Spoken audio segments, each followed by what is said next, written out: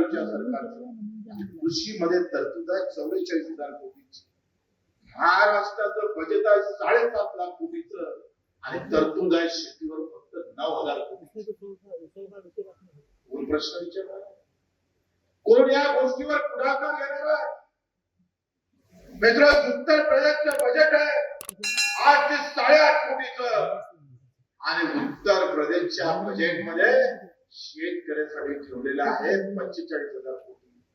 महाराष्ट्र सरकारला फक्त 9,000 कोटी.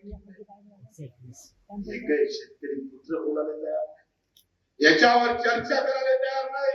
काही अंधभक्त आम्ही पाहतोय का त्याच्यावर टाळ्या वाजवणारे लोक आहेत आणि जे टाळ्या वाजवणारे लोक आहेत त्याच्या टाळक्या टाकण्याचं काम येत्या काळात प्रहार केल्याशिवाय राहणार नाही, हे लक्षात घ्या.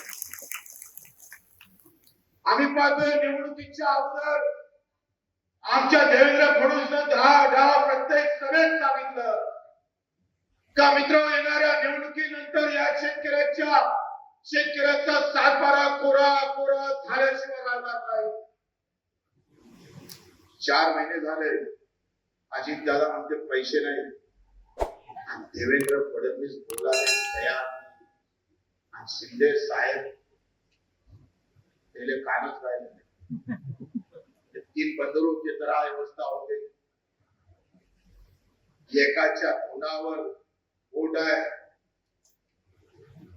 एकाच्या डोळ्यावर बोट आहे, एकाच्या कानावर आहे. आता कोणाला सांगा कोणता फुगा वाजवा, म्हणजे हे 3 बंदराचे आम्ही पाहतोय. लढाई मोठी आहे, लहान लढाई नाही आहे. ही जाती धर्माची लढाई नाही आहे. तुम्ही आपोआप पेटणार, टीव्हीच्या न्यूजवरून तुम्ही भडकून जाणार आणि या सगळ्या आंदोलनात तुम्ही सहभागी होणार, असं काही आंदोलन नाहीये. हे जाती धर्माचं पेटवायचं आंदोलन नाहीये.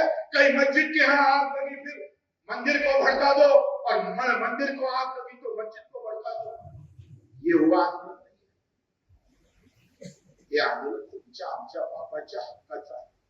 ज्याला 2 पाय नाही त्याचं आंदोलन आहे. जो एमआयडीसीवर मजुरी करतं त्याच्या हक्काचं आंदोलन आहे. जो एका दाण्याचे 100 दाणे करतोय त्या शेतकऱ्याचं आंदोलन आम्हाला उभं करायचं आहे.